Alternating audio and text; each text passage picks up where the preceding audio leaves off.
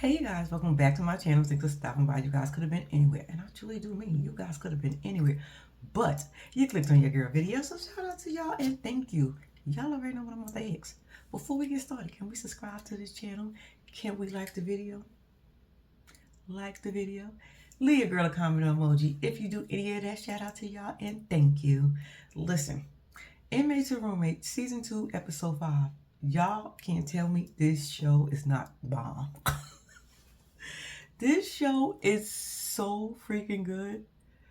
Y'all, but never in a million years I ever thought I will feel as sorry as I do for Jennifer. Y'all hearts don't go out to Jennifer. Out of everybody we see, y'all hearts don't go out to Jennifer. Oh my God, she is living. We ain't gonna go there just yet. All right, let's take it from the beginning. Let's do them and get them over with, because I don't even know why they're still on the show. We got the pastors and prison born Mickey. I swear that name Mickey reminds me of prison. Like, I got that name in prison. Like, anyway, that's not the point. Y'all, Mickey ain't coming home. I don't even know why we're doing this. Mickey already knew, but Mickey wants to try to act like he didn't know, but just in case, look, Mickey had to go to court, right? The pastors ended up going back up there because he had to go to court. Because remember the last time he had to go to court in like 2 weeks or some shit like that? Boom, they get into court. Long story short, they come out of court. Mickey got 6 years, but he only got to do 14 more months. So I said to myself, why y'all still standing there? Tell us good night. It's been real. It is what it is. We're going to move on. That's the only thing y'all should be saying. But no. In the name of... Y'all want to go talk to Mickey and find out, was he lying to y'all? We are asking a career criminal, is they lying? I ain't got to tell you the answer to that for you already to know, but y'all wanted to know for sure. I guess y'all wanted to hear Mickey lie to y'all, and which is weird because y'all still gonna stand by his side, because when he did lie to y'all, y'all was like, all right, I mean, we got 14 more months.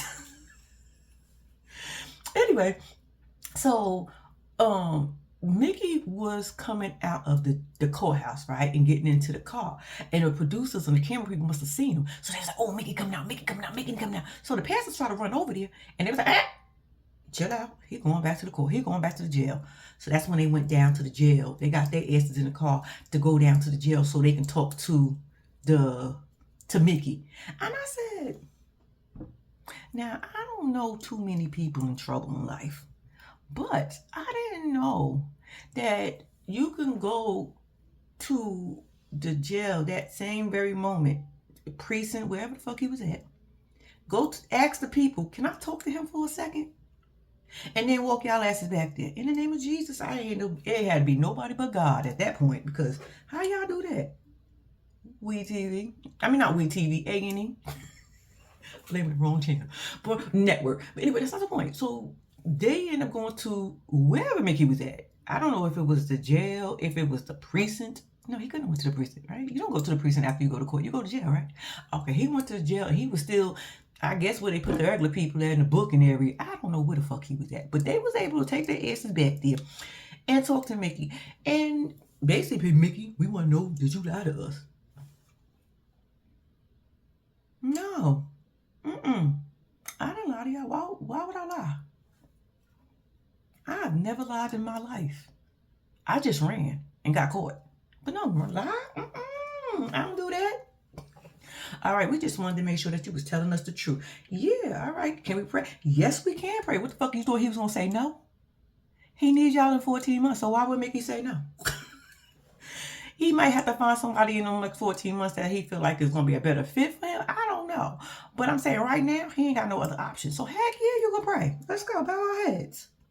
And boom. They said a little prayer, said a little bars, and I said, I don't think we should see them at this point, right? That means this is the end for them? And then I guess at the end we find out what happened? Okay. Moving on. Y'all, next up, we got Emily and Jason. Emily, I said it last week, and I'm gonna still say it. I don't actually think you deserve what's coming your way. Just because you gullible and stupid and dumb and all that other stuff, don't mean you deserve somebody to really take advantage of you. But bitch, you didn't learn after the first time. That's the part that is just saying, I don't care what my friend would have said. Fuck her and her daughter. Not like that. Fuck them. What the fuck? You taking in somebody that destroys people's life, and you just happen to be one of those people that life was destroyed. You told us this was years ago. When I say years ago, it was over 10 years ago. It's probably like 20-something years ago. I can't remember how long you said. But bitch, you are still trying to pick up the pieces. You are struggling. And when I say you are struggling, bitch, you are struggling. To the point, you... Gosh. Why you ain't go to the nearest laundromat and put an ad out? Why you ain't... Because... I know it's technology, y'all, but she don't look like she up on technology. But so I'm saying, like, why you ain't go to if you was gonna get a complete stranger, if you was gonna do it this way, bitch, at least you could have vetted them better. Child. Anyway, y'all know she picked his ass up last week. They in the car. And when I tell you, Jason got two things on his mind. He want that wet.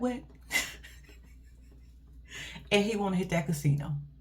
Because, Emily over here was like, so what's up? What you going to do about that job? You know, that job? If you want to live with me, there's nothing going on but the rent. You got to have a job if you want to live with me. There's no... Okay. But I'm just simply saying, she wanted to know what's up. And Jason was like... I appreciate you, ma'am. You looked out for me.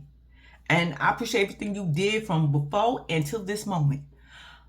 But me, I need to get up with something. It's been 3.5 years. And all I do is need to slide into something wet. And after I slide into something wet, I need to hit those casinos. Because, I ain't got no money. And it's fun here. So that's my plan. All that you saying over there, yeah, I'm worried about that job a little bit later. Right now, And baby, when I tell you, Emily looked stressed the fuck out on that side of the car while she was trying. She was like, oh my God. I said, Emily, oh my God. Bitch, what you gonna do? So boom, they get to a restaurant because everybody gotta go eat when they get out of prison. Everybody. And they get to the restaurant and Jason saying, what is this? This is too fancy for me. I said, too fancy? It looked like damn near a diner. What the fuck is fancy? What, you only ate at fast food restaurants like McDonald's and Burger King? Taco Bell every once in a while? What was so fancy? And you can't say because you've been in prison for 3.5 years. That ain't that long to know what a restaurant is. And you a grown ass man. Too fit. I said, if you don't go sit your simple-minded ass there, well, if you don't order off this fucking menu with your simple-minded ass. Yo, I was fancy. I said, okay, maybe it was fancy to him. But I'm saying to myself, fancy, it can't be too fancy because we know Emily is broke. She can't afford that. And who is paying for this meal? I be thinking not WeTV. I think A&E is paying for this stuff. I really do think they be paying for these people's stuff. Because I'm like, Emily is broke. Emily is scratching and surviving. Like, where she get money to pay for her meal and his meal? We need 2 separate checks, please. Or since it was too fancy, why you ain't gonna take them to Mickey D's and sat right there inside and ate? Shit. It would have been other people in there eating. Anyway, so Emily starts to talk about the rules. Like, she's like, look, I'm just telling you now, do not bring one of these women to my house. I don't want no women in my house. Can you promise me that? She was trying to act like she was tough, but she really wasn't tough. And he was like, Yeah, I can do that. She was like, you gotta look me in my eyes and tell me that you're not gonna bring no women in my house. All right, I won't do it. I said, y'all trip me out when y'all be asking these people to be honest with y'all and make promises that you know damn well they're not gonna fucking keep. Simple-minded. Anyway, so the waitress come over to the table and take their orders, right? So they both ordered the same thing, chicken skewers or some shit like that, whatever. Because he was confused, talking about avocado. I ain't never seen a menu have avocado.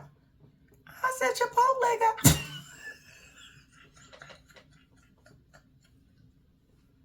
I said that means you've never been to Chipotle either.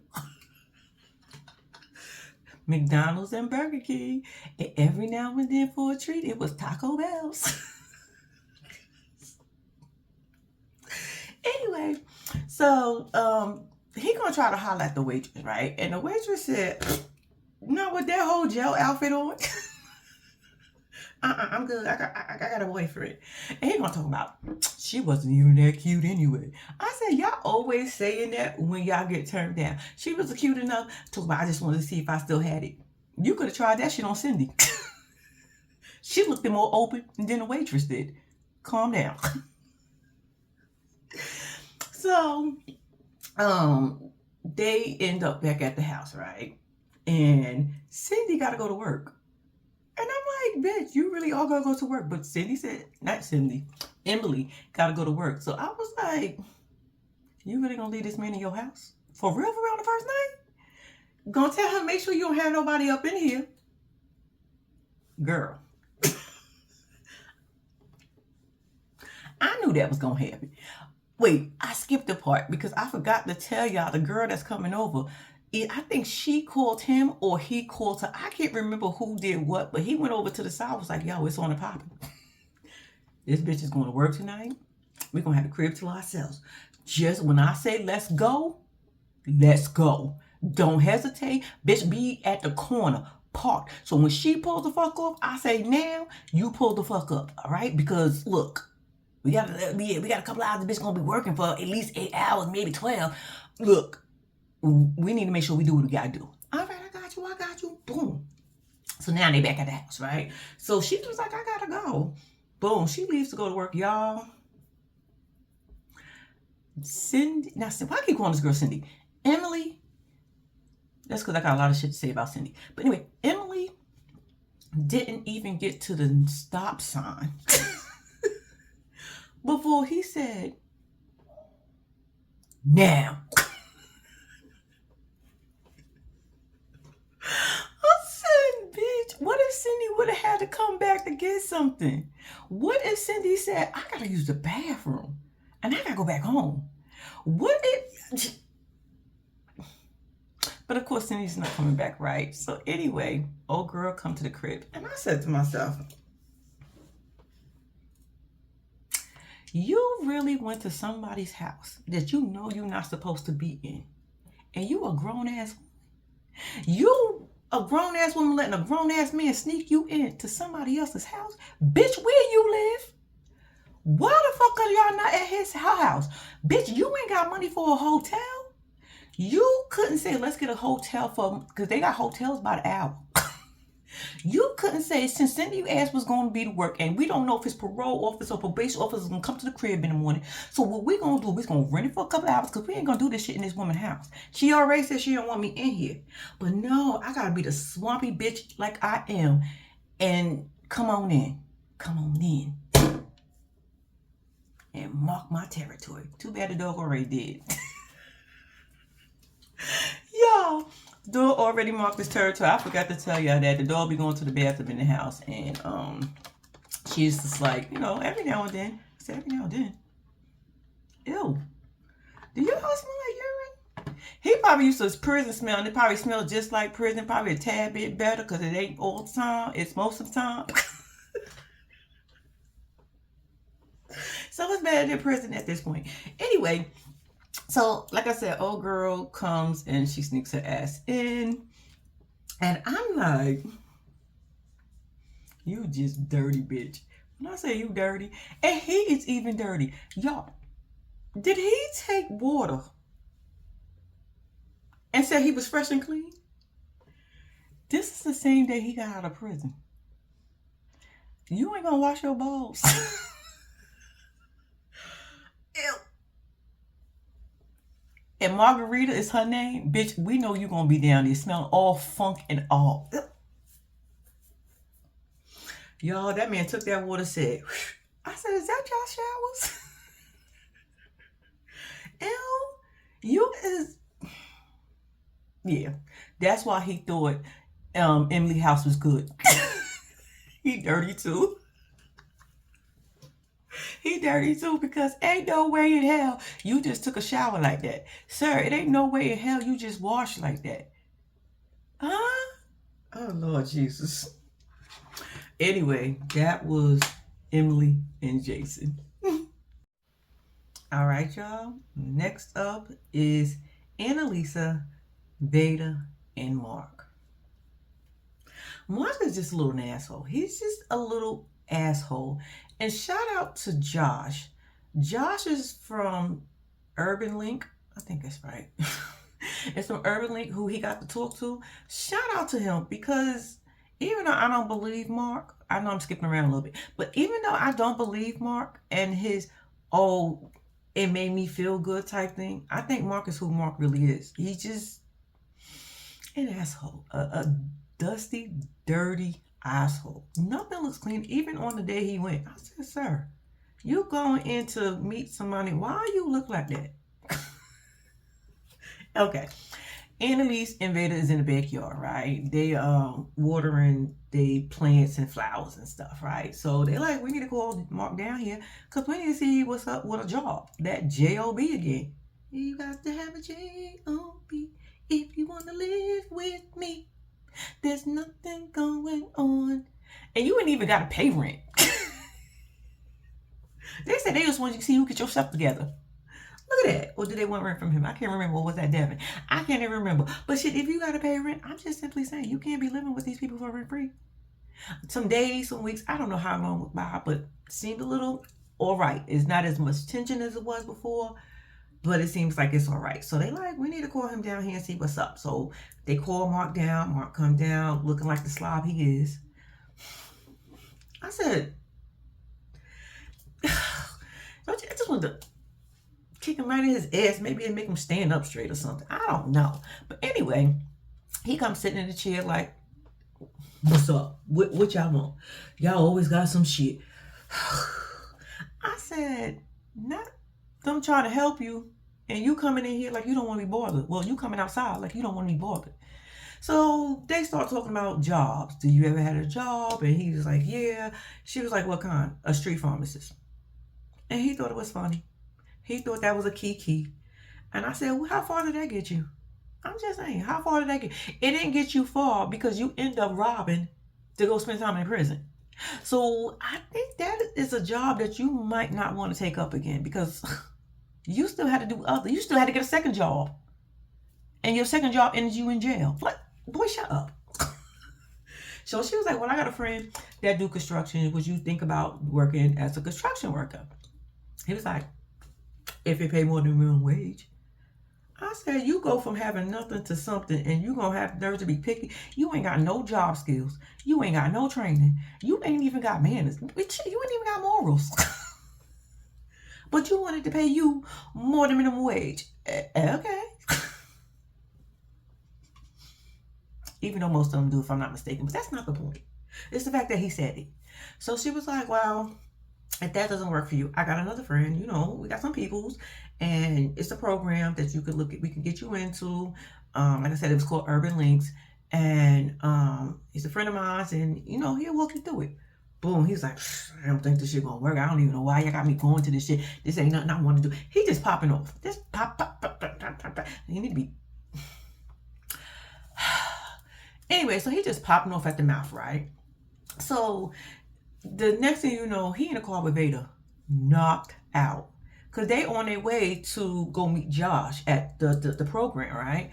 When I tell you the level of respect this boy, the level of disrespect this boy display on a regular basis, Veda, you have a lot of patience. And we can tell that you was in special ed, but I keep trying to tell you, this is a grown ass man living in your house.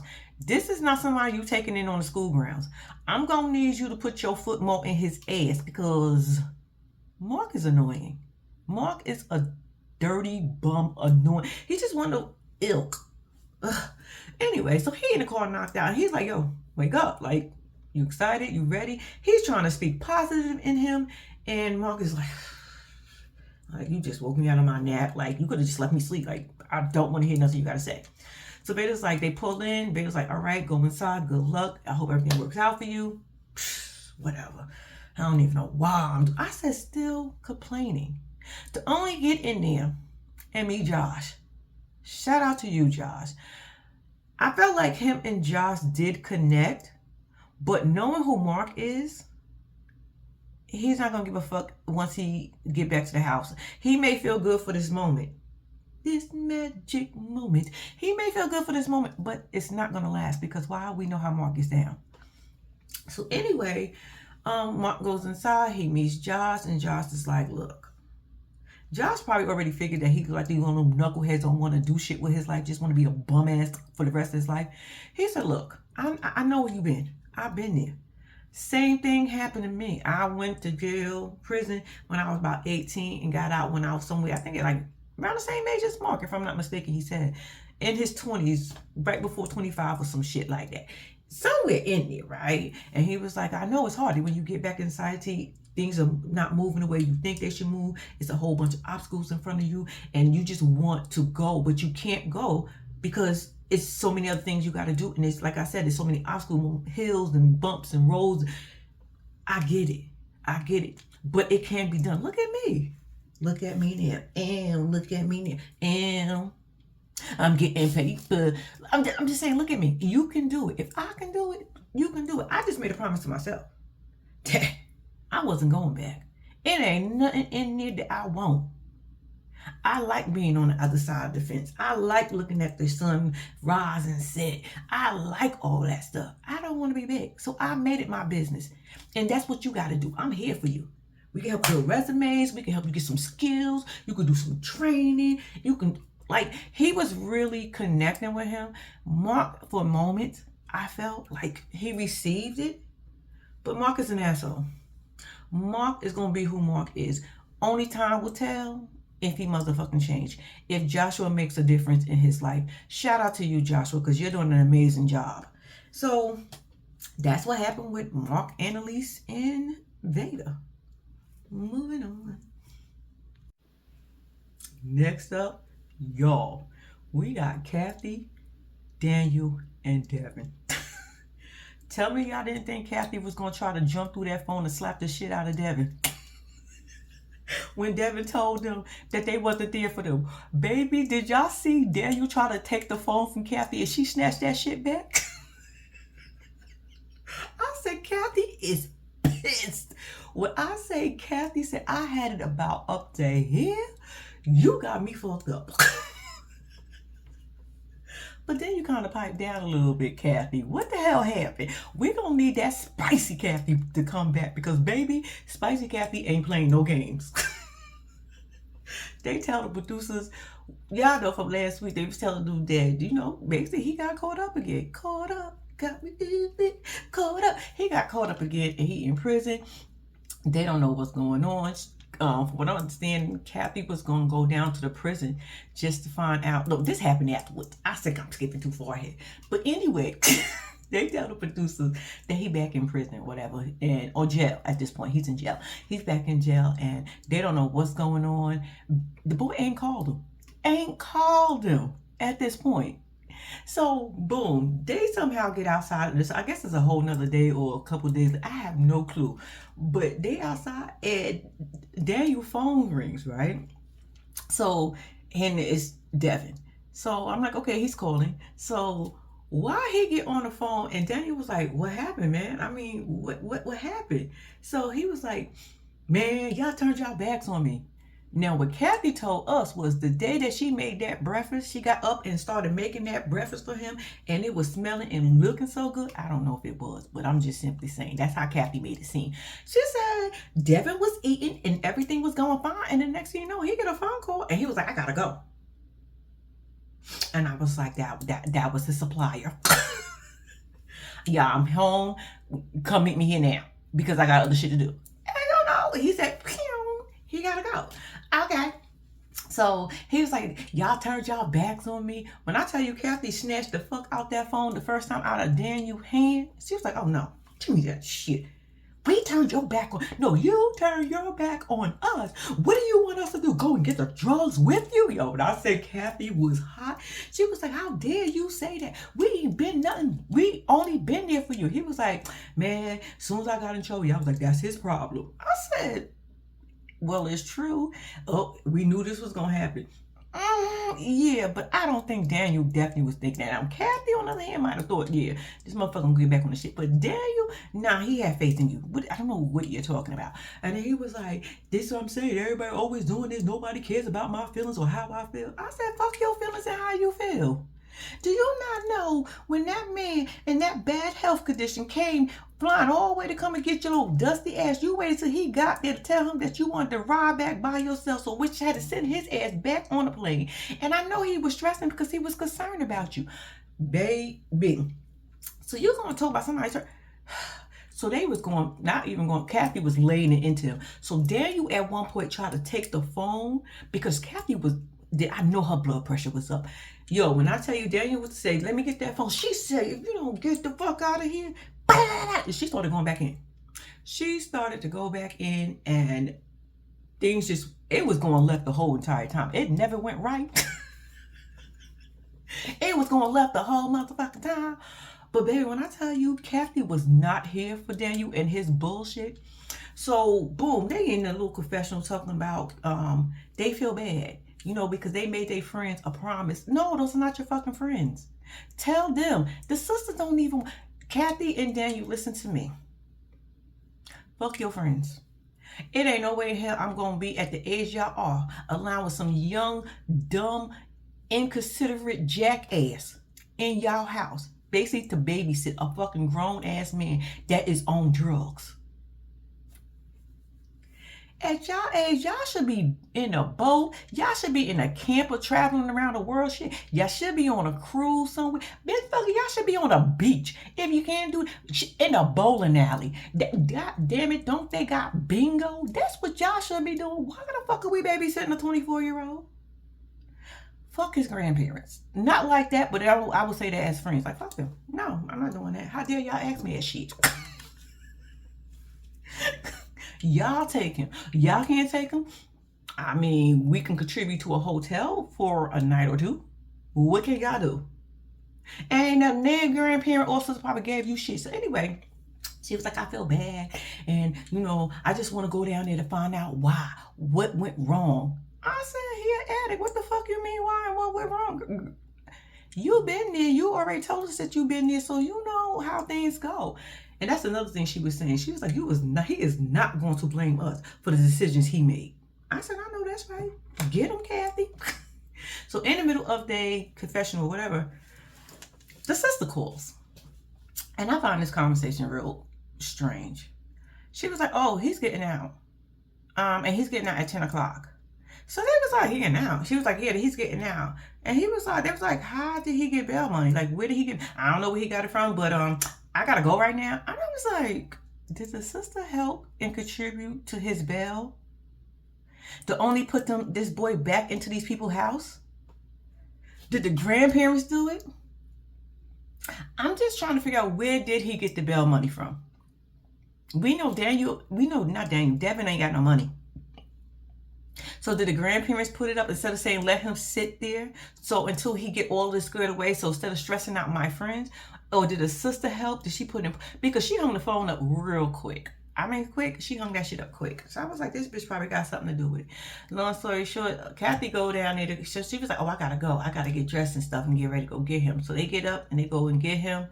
Well, Kathy goes and get him. And I'm like, if he's coming home, why? Oh, well, not Devin. Daniel is his health is probably not that great to be riding up and down them roads.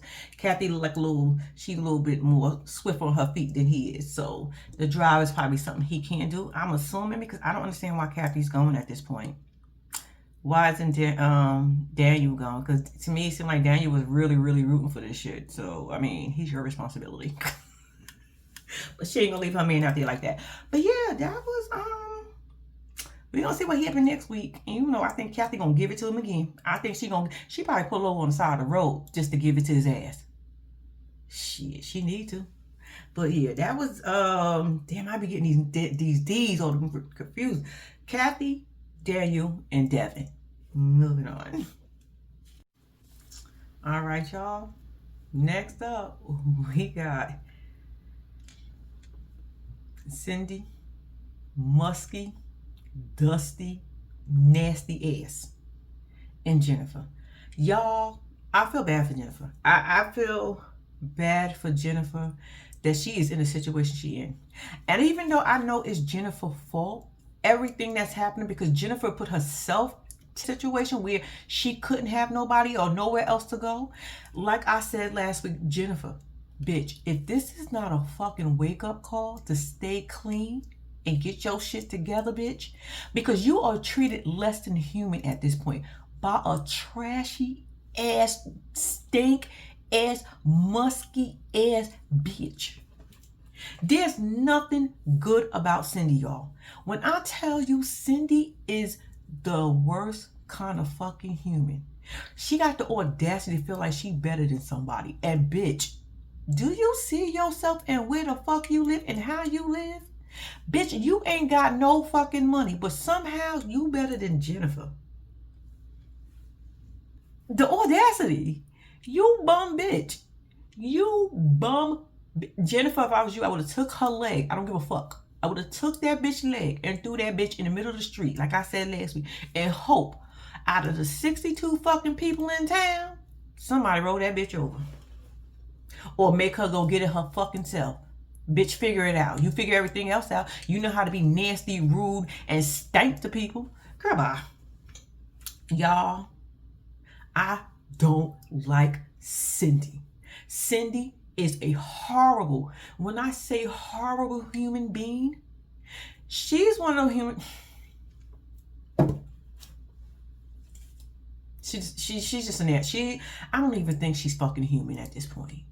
Y'all, they at the crib. And when I literally tell you this fat, musky, nasty, stank ass, sweaty looking ass bitch, I'm taking this shit personal, right? I don't even know Cindy. But I don't like how you treating Jennifer. So fuck it. 2 tears in the bucket. You sit in your ass. I know that stool stank. That shit is like permanently hot. Just stink. When I tell you, I know that stool and that what is it, wheelchair she be scooting tooting in, I know that shit stink. Oh, I know that bitch stink. Anyway, she's sitting her ass over here ordering Jennifer around. Talk about she's a boss. She should be glad and happy. No, bitch. She is in a fucking horror show. I said that shit to you. Damn. I said that shit to you before. Look, she done got me dropping my shit. But I said this shit before. Before Jennifer even got there, I said this Jennifer is about to enter a horror show. She has no clue in which she entering.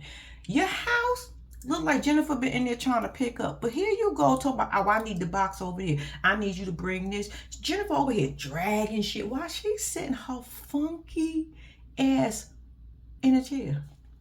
Barking orders. And then don't want to get rid of shit. Bitch, you got nerves to be a hoarder, I know that fucking house stinks. They need to burn that whole house. Just burn the fuck. Let's light a match to the house. Let that bitch live inside the damn foot y'all got outside. Remember the old lady who used to live in the shoe? Well, let Cindy move her ass into her own foot. That's in the middle of town. Let her move it. Burn that fucking house down. Burn it to the fucking ground. When I tell you that house don't need it, bitch gonna talk about she want to do a garage sale. For what? Nobody want dog, cat, urine smell and shit. y'all imagine you go into a garage sale and you smell that shit stink? Like, what the fuck? Garage sale. So she's like, I need this. I'm gonna need another box. I'm gonna need this. And Jennifer, when I tell you, is stressing out, y'all. Jennifer is stressing the fuck out. And I don't blame her. It's like Cindy wants, I told y'all last week, single white female. She act like Jennifer can't not be with her. Bitch, what was you doing the whole fucking time that you was home alone? Act like she ain't there. God damn. The bitch can't even go to the motherfucking store like you want her to without you constantly texting her. Where you at? What's taking you so long? Minding my motherfucking business. How about that? And the crazy part, Jennifer can't even say shit back because Cindy, oh nasty, unhuman ass, will probably tell her she gotta go. And Jennifer knows she ain't got nowhere to fucking go. That's the fucked up part. Jennifer, I'm gonna keep saying this, bitch. If this right here do not teach you a lesson to get your shit together, bitch, I don't know. You just a lost cause at this fucking point because it's no way I would want to be treated less than human by a fucking less than human bitch. Bitch, you see how you living? And you think you better than somebody else? Jennifer probably would rather be in prison at this point than versus to be in a fucking house that this bitch is in. Y'all, when I tell you, it's mind-blowing. It's mind-blowing. Long story short, Jennifer ends up relapsing. And the part that tells me Jennifer, this is not something Jennifer wants to do, is because Jennifer didn't have to say shit. But it's a near fact that she asked for help right after she did it, says this is not what she really wanted to do at this point. She just don't know what else to fucking do because she's living with a fat, stank ass, musky.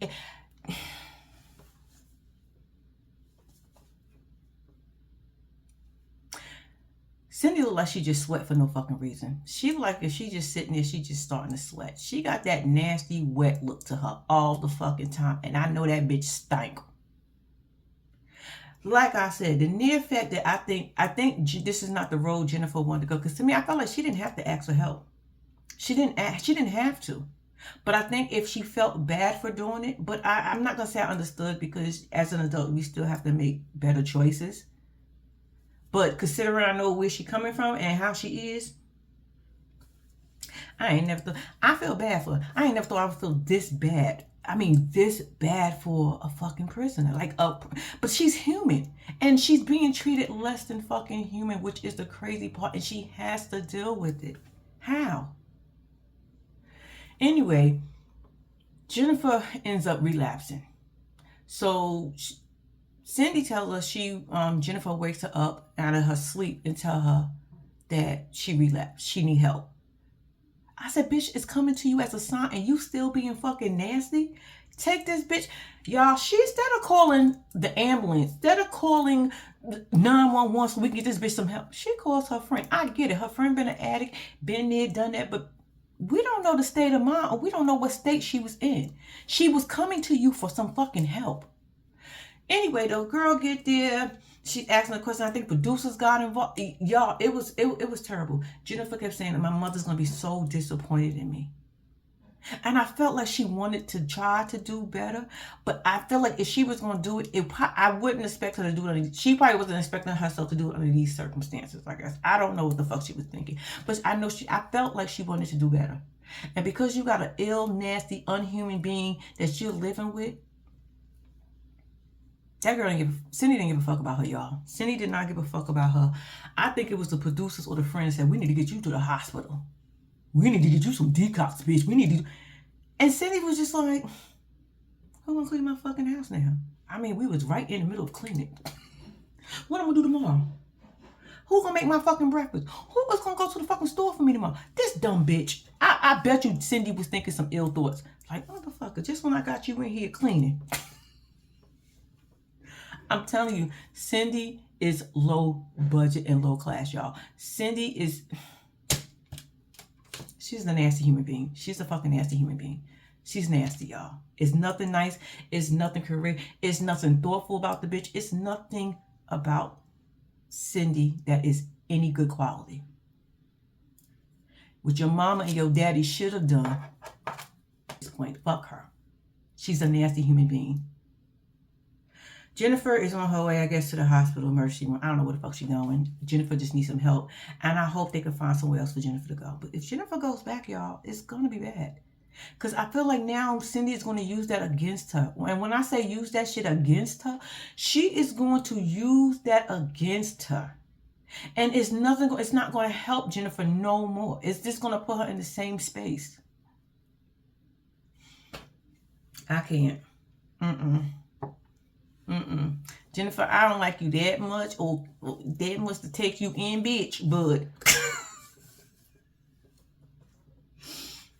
look, I like my space and I don't want to have to worry about shit. Cause y'all know. No, but honestly and truly, I hope Jennifer can go to a better place. I really, really do. I just don't want her with Cindy anymore. I don't think it's right for her to be with Cindy. I feel like Cindy, it's the cause. Jennifer could have made the decision not to at the end of the day because she is a grown-ass woman and she knows what she's supposed to do. But with a bitch like Cindy, I hope she get clean again. But y'all, that was it. That was it with Cindy and Jennifer. Moving on. All right, you guys, that was the end of the episode. I want to say thank you for watching. Please do not forget to like and subscribe to my channel. And until next time, guess what, y'all? Guess what? Your girl is